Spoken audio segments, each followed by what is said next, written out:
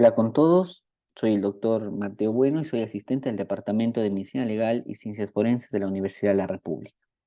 En esta instancia vamos a tratar sobre la Ley 14.005 y sus modificativas.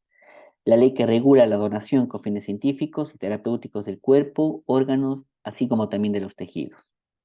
Es importante tener en cuenta que esta presentación no sustituye el estudio de la literatura y la bibliografía recomendada en relación a esta temática. Bien, para comenzar, es importante aclarar que al referirnos a la Ley 14.005 y sus modificativas, nos estamos refiriendo también a la Ley 17.668 y a la Ley 18.968, que fueron las leyes que modificaron a la ley originaria que fue promulgada en el año de 1971.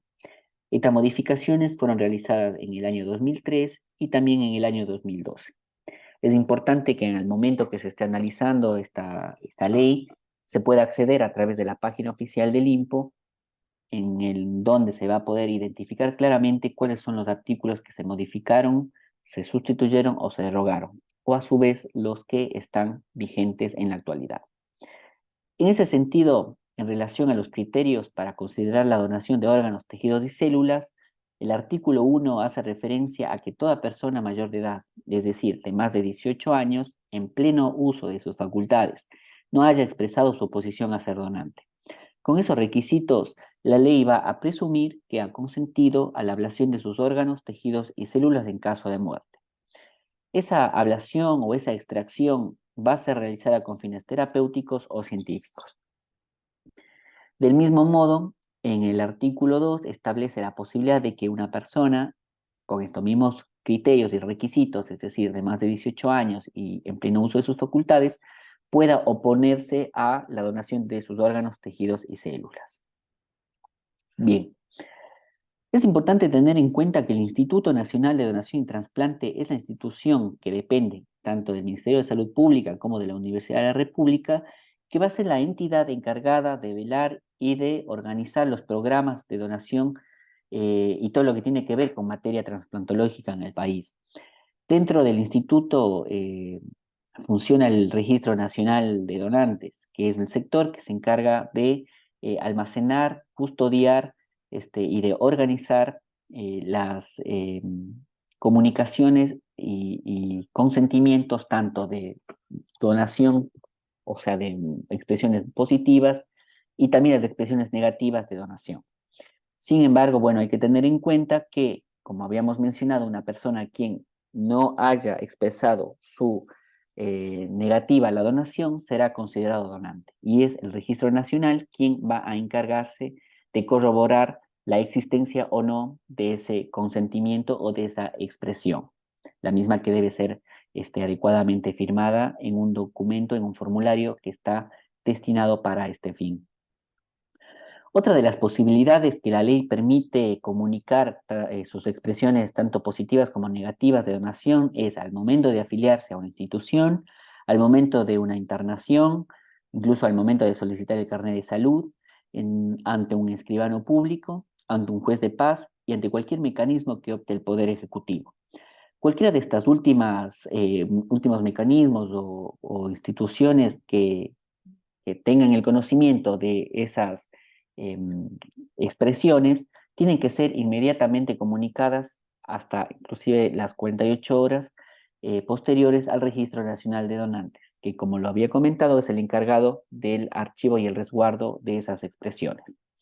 Es importante también tener en cuenta que todas estas instituciones, sean públicas, privadas, así como también el personal, sea técnico o administrativo, está obligado a mantener la confidencialidad en relación a los datos de los donantes, al uso de órganos, tejidos y células que son o fueran empleados en alguno de los receptores. Otro aspecto importante que trae consigo la ley es algunas definiciones que son importantes desde el punto de vista médico-legal. Una de ellas es la definición de muerte. En ese sentido, hace referencia a que la muerte son la constatación o la presencia de todos los cambios patológicos, irreversibles e incompatibles con la vida. Asimismo, establece que en el momento de diagnosticarse la muerte encefálica, la hora en la que el médico firme dicho diagnóstico va a ser la hora en la cual va a sentarse en la historia clínica como la hora de la muerte. A su vez también esta hora de diagnóstico de muerte encefálica va a ser la hora que va a ser consignada en el certificado de defunción. Esto aplica únicamente para estos casos de muerte encefálica.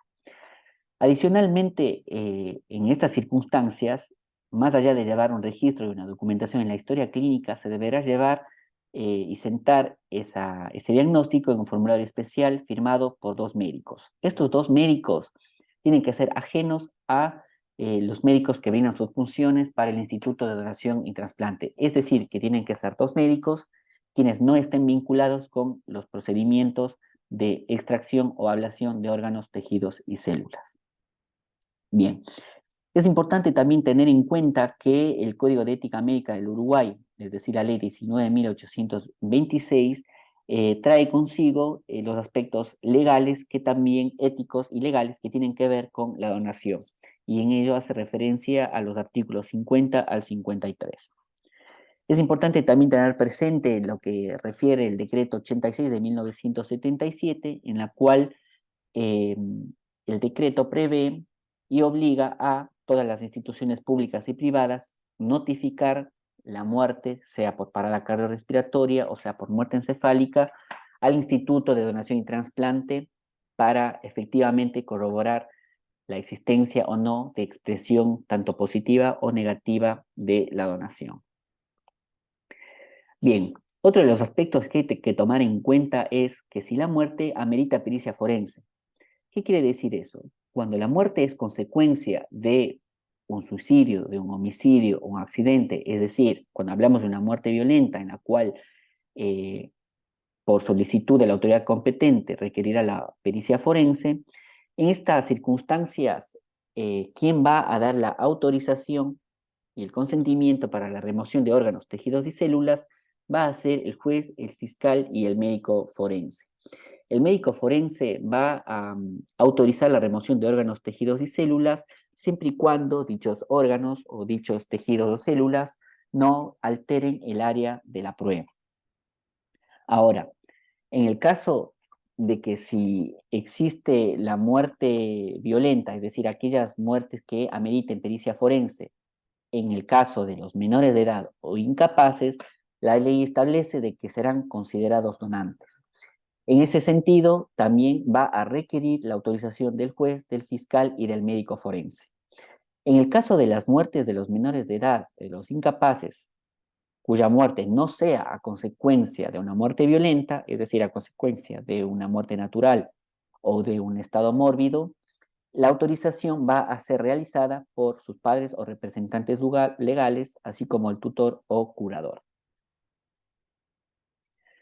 Bien, en relación a lo que veníamos hablando de la autopsia, de los tipos de autopsias o lo que tiene que ver con la pericia forense, ¿no?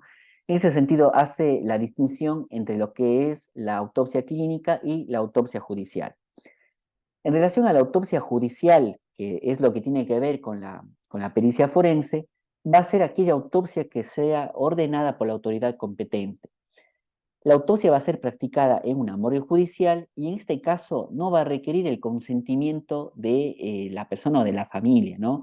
En este caso la autopsia judicial va a ser ordenada, como bien lo mencionamos, por la autoridad competente. Y esto difiere básicamente de lo que es la autopsia clínica, que tiene otros objetivos y otra finalidad de la autopsia judicial. La autopsia clínica son aquellos procedimientos que trata de identificar la causa de la muerte en el contexto de una muerte natural o de una enfermedad que se está investigando o ampliando o con el objeto de, de tener más información acerca de ese proceso mórbido, va a ser solicitado por la familia o a su vez por el médico tratante. El médico tratante justamente tiene el aval de estar presente en la autopsia e inclusive de indicar el estudio a profundidad de uno u otro órgano, dependiendo de la patología en la cual se esté sospechando o se esté estudiando. A su vez también la familia podrá designar un médico para que presenciare esta autopsia. La autopsia clínica va a ser realizada no en la morgue judicial, sino en una morgue hospitalaria. La característica de ambos tipos de autopsias es que la ley establece y manda a que se garantice la integridad corpórea. ¿Sí? Esto también se aplica para el momento de la ablación o la extracción de órganos, tejidos y células. Es decir, que para las autopsias y para los procedimientos quirúrgicos de ablación, el profesional actuante va a tener la obligación de garantizar la identidad corpórea a través de una adecuada reconstrucción del cuerpo. En el caso de las ablaciones o procedimientos quirúrgicos en las cuales terminen o pasen posteriormente a una pericia forense, es decir, a la autopsia judicial, es obligatorio y mandatorio el emitir el protocolo de ablación o extracción para que el médico forense tome conocimiento de los órganos tejidos que fueron extraídos. Bien, otro aspecto que es importante y que tiene que ver con la donación en vida, sobre todo, ¿no? O la donación para después de la muerte a favor de una persona determinada, hace referencia a este procedimiento tanto en los adultos como en los menores de edad. En el tema de los adultos, para poder donar en vida o para después de la muerte a favor de una persona determinada, tiene que ser pariente por consanguinidad o afinidad, en línea recta, en línea colateral, hasta el cuarto grado. Además, también establece la posibilidad de que se pueda donar a un cónyuge, en la cual tiene que haber o tiene que ser cónyuge por más de 2 años, o tener un concubinato estable. Esta última instancia debe ser corroborado y debe ser probado ante un juez. Bien, lo que hace referencia a estos tipos de parentesco, es importante tomar en cuenta el siguiente esquema. Acá podemos identificar los grados de consanguinidad y afinidad en línea directa o línea recta y línea colateral y en cada uno de los grados. Entonces, tener en cuenta que en el caso de los adultos, para donación en vida o después de la muerte a favor de la persona determinada, incluye a todo este grupo de personas. Ahora, ¿cuáles son los órganos que acá en el Uruguay permiten la donación en vida a través de una persona determinada? Únicamente es el riñón. Pero también establece la posibilidad de la donación, pero a través o hacia una persona no determinada, la donación también de progenitores hematopoyéticos y de médula ósea. Bien, esta situación en el caso de los menores de edad es distinta. Acá los familiares que están incluidos son los parientes consanguíneos en línea colateral y en segundo grado. ¿Qué quiere decir esto? Bueno, nos vamos a la tabla y podemos identificar los parientes consanguíneos en línea colateral y en segundo grado. Difiere a lo que los adultos decía hasta el cuarto grado. En este caso es en el segundo grado únicamente, es decir, que las únicas personas quienes se beneficiarían de esa donación a favor de persona determinada van a ser los hermanos. Adicionalmente, la autorización en el caso de los menores de edad tiene que ser realizada por el padre o representante legal y a su vez también por el juez competente, quien va también a tomar la decisión o va a permitir esa donación una vez que también haya escuchado la voluntad de ese menor.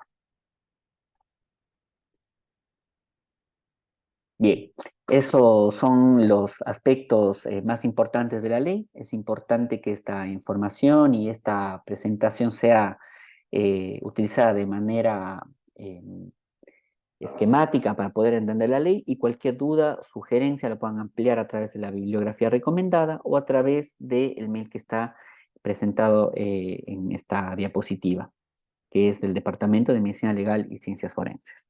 Bueno, muchas gracias.